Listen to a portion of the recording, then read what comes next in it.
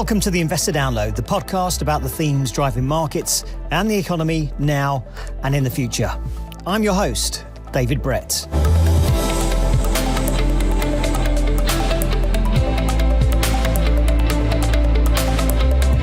With nearly 8 billion people to feed and climate change wreaking havoc across the globe, the challenge of producing enough food sustainably while meeting climate targets has never been so acute. The food system is on track to use the world's entire 1.5 to 2 degree carbon budget. That's Felix Odey, a portfolio manager at Schroders.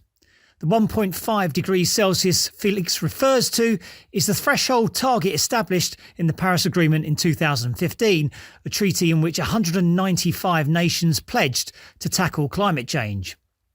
Historically, the United Nations climate change conferences, known as COP, have been almost entirely focused on the energy system and energy usage in transport and industry, which is strange given they knew the pressure food production and consumption places on those targets.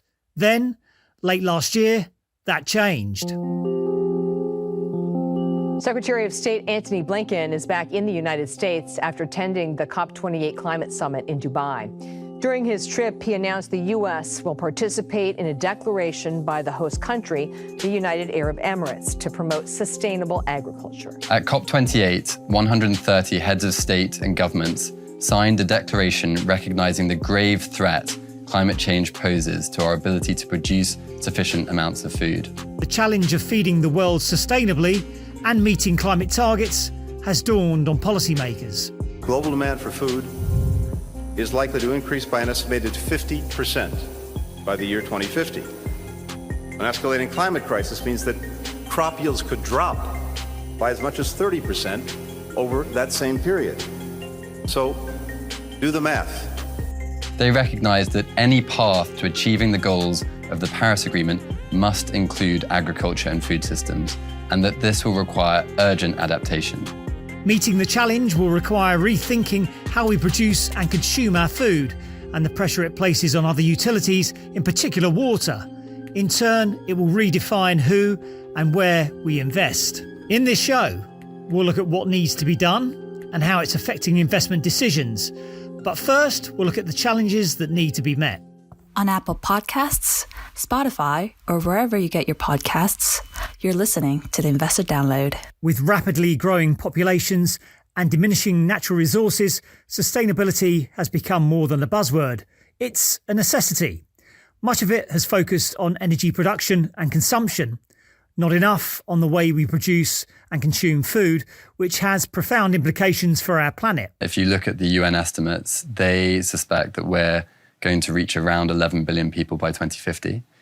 Now, to put that into context, assuming that the kind of protein and calorie consumption reaches globally about the average for China today, that would involve a 50% increase in the amount of food we need to produce from today. Worldwide food production exceeds 2,750 calories per person per day. That's according to a 2016 study by the US Food and Agricultural Organization, or the FAO.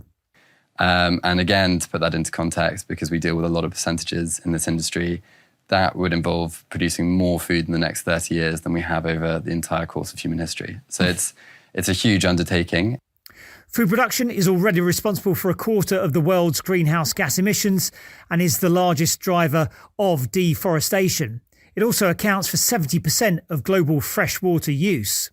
As economies tend to develop, the protein consumption per capita tends to go up, which means that there's even more pressure on the environment and the world to produce that protein. As demand for food increases in the face of a rising population, so too will demand for water.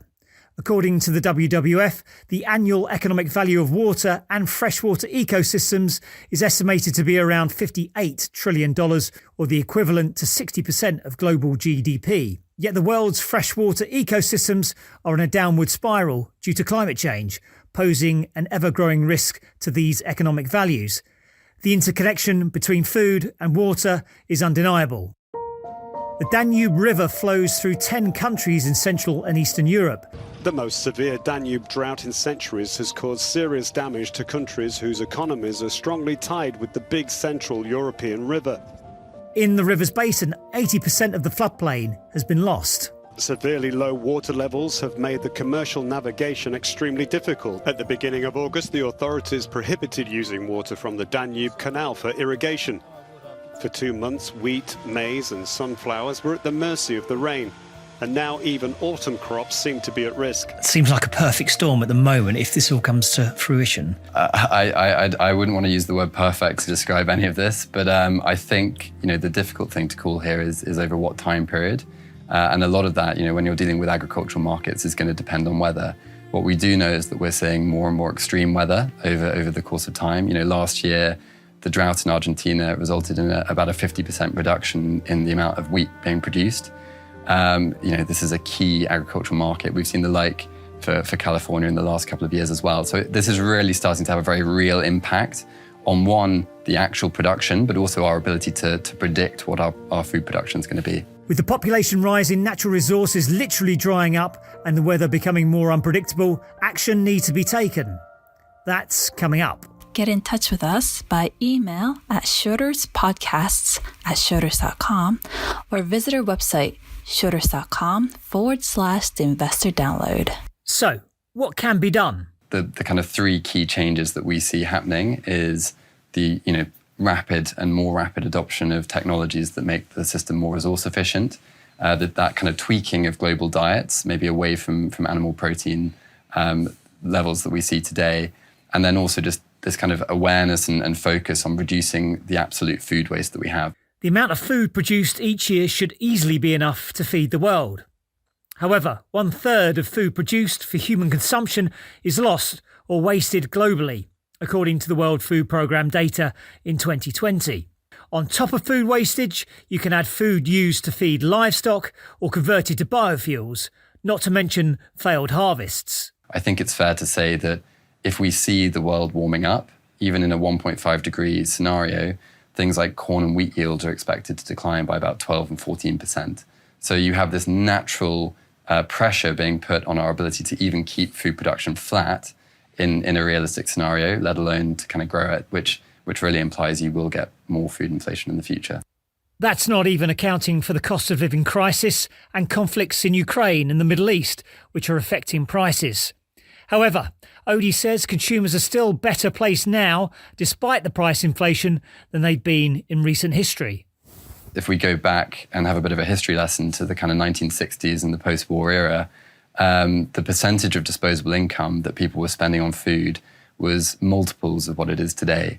So whilst this is incredibly painful, we've still come a huge way in terms of reducing the cost of food. But the risk is that we've done that at the expense of our long-term ability to actually produce it. Still, that's no consolation for consumers struggling to meet their food bills. And Odey says that even with the cost of living crisis, current food prices don't reflect the issues ranging from wastage to environmental concerns to transportation and consumption issues. Part of his solution? Regulation that allows price mechanisms to reflect these environmental costs more accurately would drive yield-enhancing and carbon-efficient technology adoption, shifts in global diets away from resource-intensive animal meats, and stimulate a reduction in waste and associated emissions from agriculture. And what does regulation look like? So I think, subsidies is probably one of the levers. One of the things that probably isn't understood well enough is that already today there is a huge amount of subsidies on food and water. The last figure I've seen is from 2020, and that estimated around about 740 billion is spent each year by governments around the world subsidising that. That number will most likely have gone up significantly given what food prices have done since then. So, this is already happening, but at the moment, a very small percentage of that has any sense of longevity. It's about, maximising the yield this year rather than maximising the yield over the next 10, 20, 30 years so that we can actually sustain ourselves as a species. So I think you will probably see more of those subsidies beginning to target that longer term mentality. But likewise, even things like the free market carbon prices that we have in the energy market, if you started applying some of that to agriculture, that would create pricing mechanisms that would incentivize farmers to start caring about the carbon intensity of their produce, which again would have a kind of a positive ripple effect on the greenhouse gas emission intensity of the whole subsector. But that's for the future. Right now, those businesses connected with food and water sustainability have been experiencing a rough time. How will those investments respond to this renewed focus? That's coming up in the final part of the show.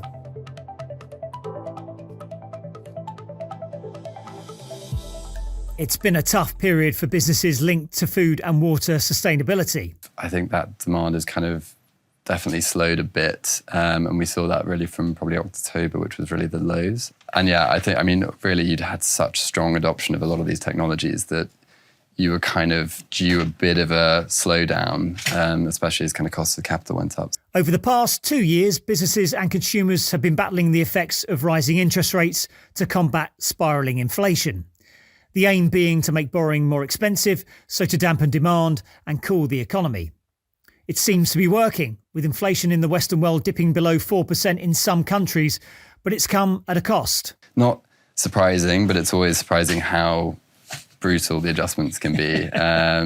But if you look back to the dot-com bubble, you saw the exact same thing. Yeah. The technologies are still going to get adopted, but you can have these kind of annual blips. The problem remains the uncertainty surrounding the direction of interest rates, with some believing they've peaked and should begin to fall, while others are not so sure, as inflation remains well above policymakers' 2% target. Today, we see again waning confidence in the consumer and pessimism in the agricultural cycle. Odey says the difference now is that we've already seen 6 months of weaker underlying demand and weaker prices across crop and agricultural chemicals. Likewise, we have seen destocking across the agricultural inputs, food and beverage packaging, food technology, ingredients and vitamin space, potentially setting up for some restocking volume recovery in 2024. Valuations and earnings expectations have also reset for much of the food and water system. Everything except the water management, aquaculture, and agricultural equipment subsectors have been trading at or near their 5-year lows in terms of forward valuation. This contrasts with the backdrop of the MSCI ACWI, which rallied an impressive 20% in 2023, meaning the food and water universe is now experiencing its biggest discount in over 10 years. And where should investors be focusing their energies? I think, technology is going to have to be a huge part of this. I think that, we talk about regenerative farming and sustainable farming, and I think that completely needs its place as well, because we are beginning to see ecosystems collapse because of essentially monocultures that have developed around the world. But realistically, if you look at the yield collapse that you get when you stop using fertilizers and stop basically applying at optimal levels, it's around 40% for nitrogen in the first year. Realistically, we need to lower the carbon intensity of those fertilizers and make sure they're being applied most appropriately through technologies like precision agriculture and equipment, rather than trying to actually just get rid of all this overnight. Because realistically, if we're going to bridge that calorie gap that we see emerging out to 2050, we're going to need those technologies.